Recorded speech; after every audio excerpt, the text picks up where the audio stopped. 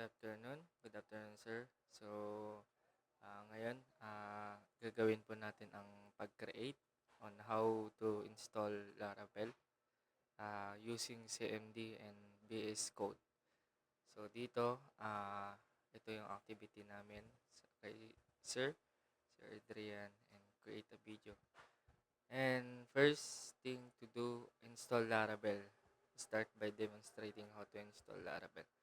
So, paano nga ba mag-install or mag-create ng Laravel? So, first thing to do is search CMD. And pag hindi nyo pa kabisado pag sa PC nyo, mas mainam na kabisaduhin nyo na. So, itong CD, ito yung papasukan nyo doon sa mismong CMD nya. And itong C, yung location ng pagsasavean natin. So, yan. Pag ganyan, okay siya. And lagyan natin composer, create project, Laravel. And kung nakikita nyo, example nakalagay lagi dyan. Yun yung papalitan natin. Ilagay ko yung apelyido ko and Roger. So, yan po. And enter. So, wait natin siya. Ayan. Creating a Laravel.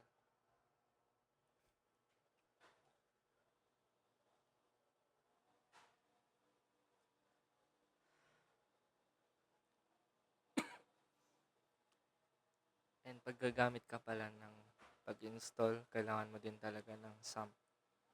And may tatlo ata kaming na-download, Composer, Get, and ano yung isa? Nakalimutan ko na po. Basta itong SAMP.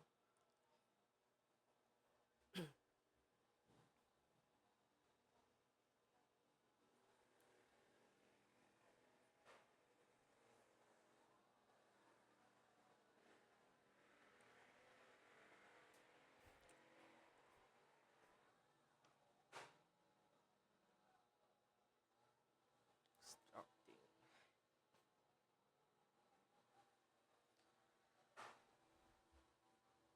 Check muna natin. And define model, view control, or MVC, and describe how it operates. Create a route, controller, and blade file.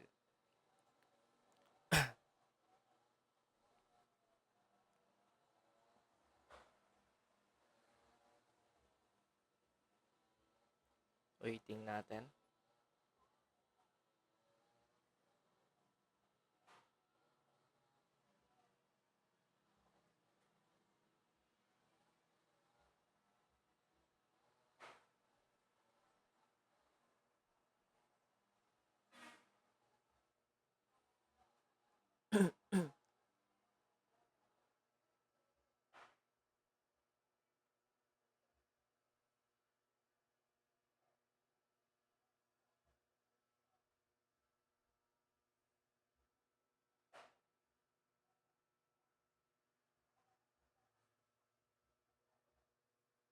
Ayan. So, pag ganito yung lumabas, ibig sabihin, okay na siya. And paano natin siya kukunin yung ano natin, pinaka routes natin. Ilagay natin tong CD, yung kuhanan natin, and yung file natin. Bungkawil. Roger. Ayan. So, kapag ganyan, okay na siya. Nakapasok na siya sa file, and php rt san serve.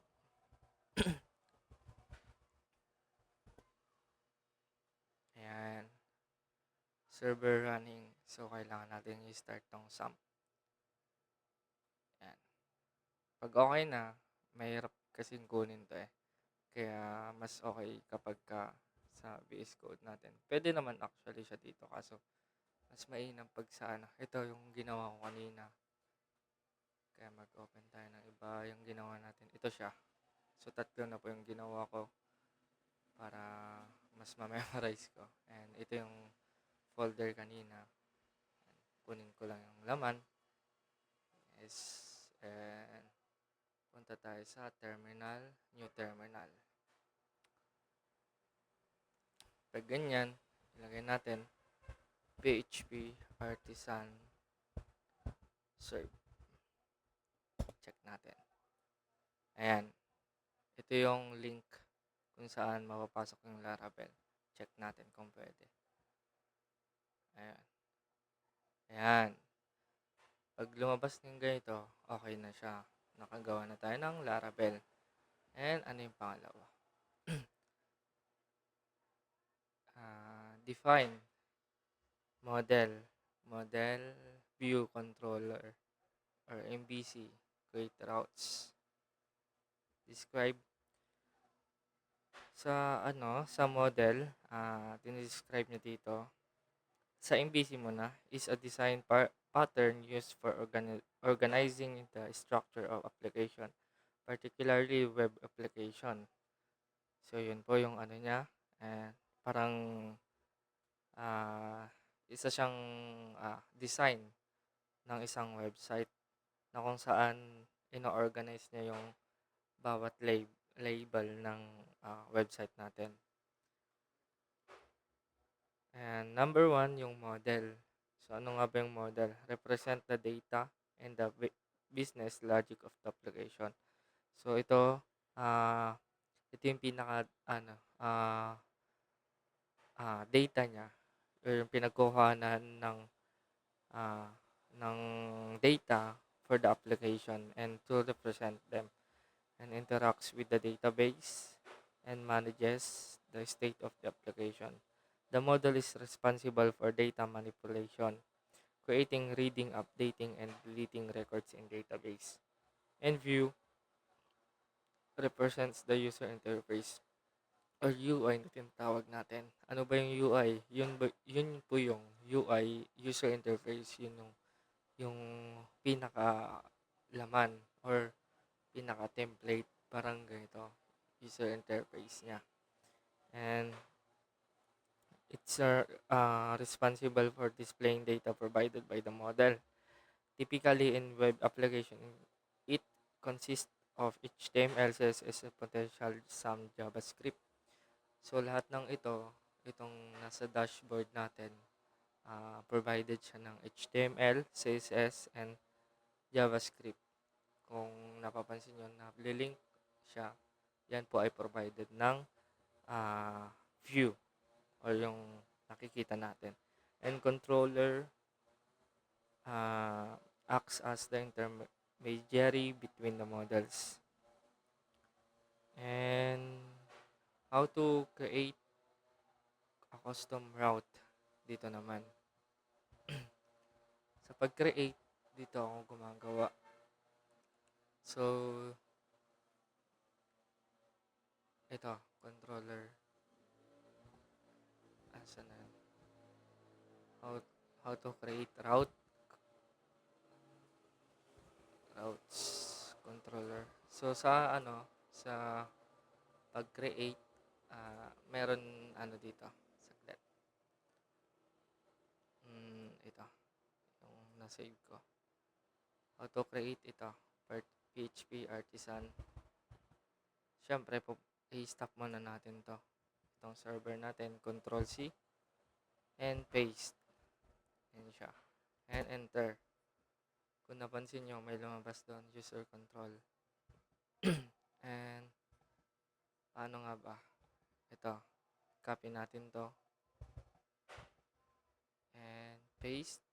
Tama. Paste natin siya.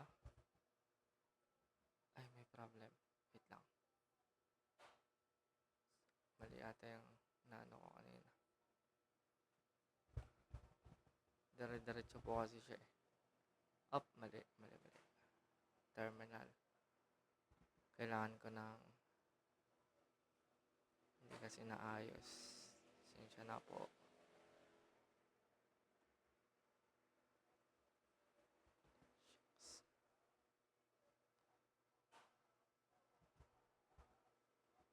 Up.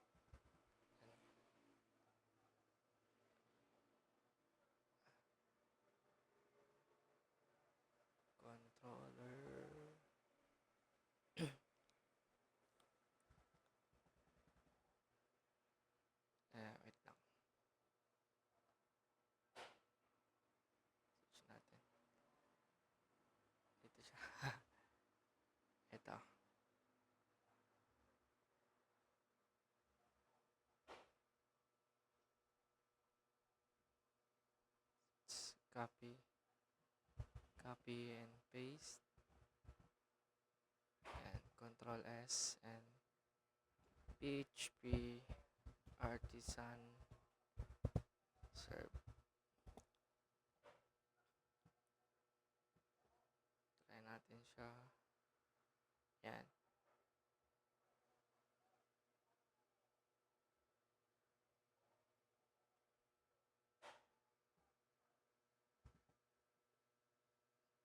Dito, pwede natin siyang palitan sa models.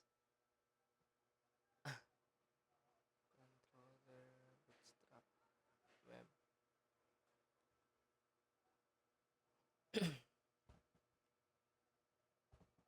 Documentation.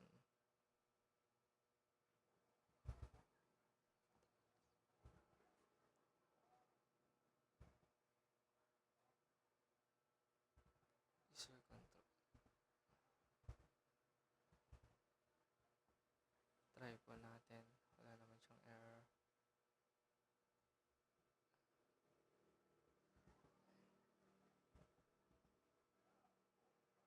And ito, blade views.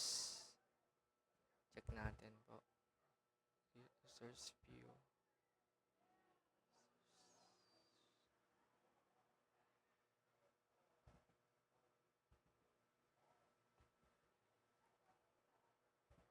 Next. Saan na yun?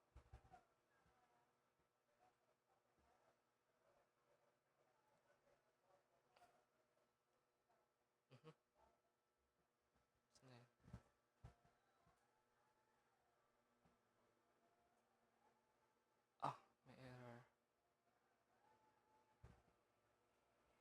So, hindi niya ata hindi niya ata kaya.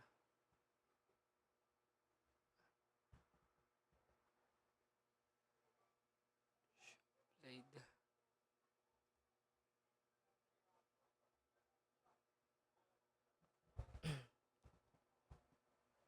Sources view. Users. So, kung pansin nyo, wala yung users. Hindi ko ata nalagay. Users.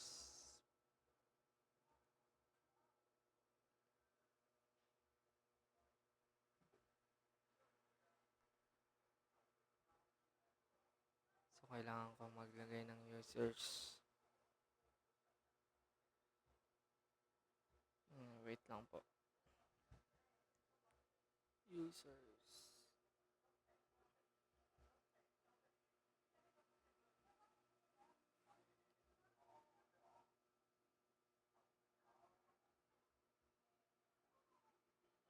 HTTP app. HTTP.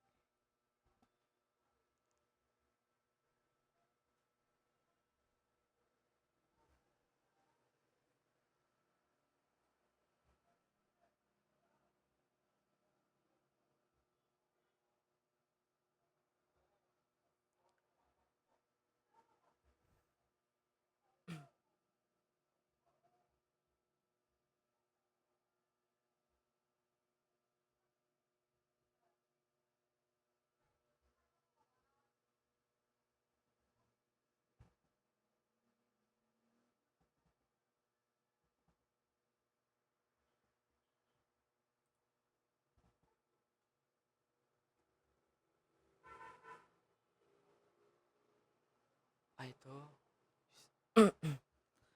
So, dito sa users, ilalagay ko po itong ito. Yan. And sa users,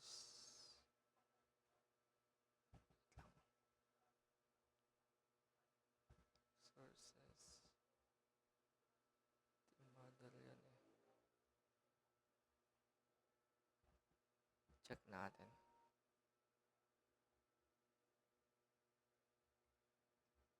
Pa rin.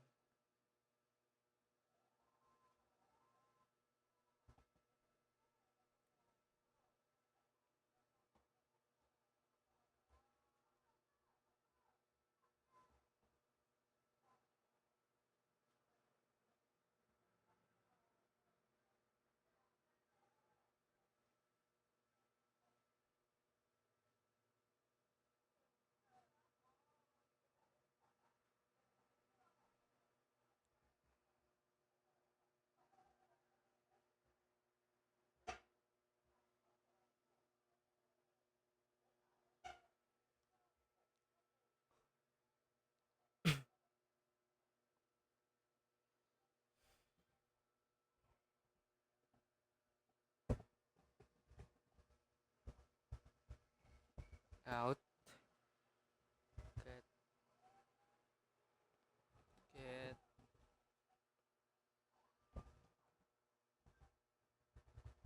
greeting,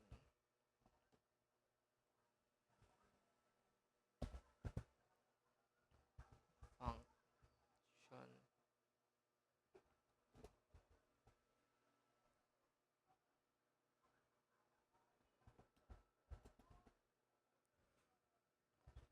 turn, view,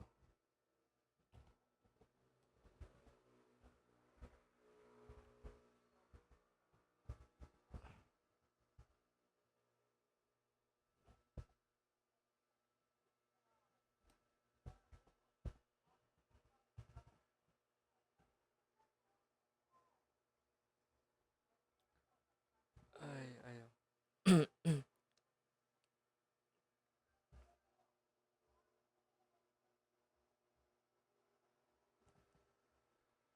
So, kukuha na lang po ako ng example. Like ito. HTTP docs. Hanggang dyan. And try ko siya sa dito. Tingnan natin kung gaano. Yan. Yan po. So, yun lang, sir. Thank you, sir. Aba, nice. Pagtuturo, sir. Aba, nice day, sir.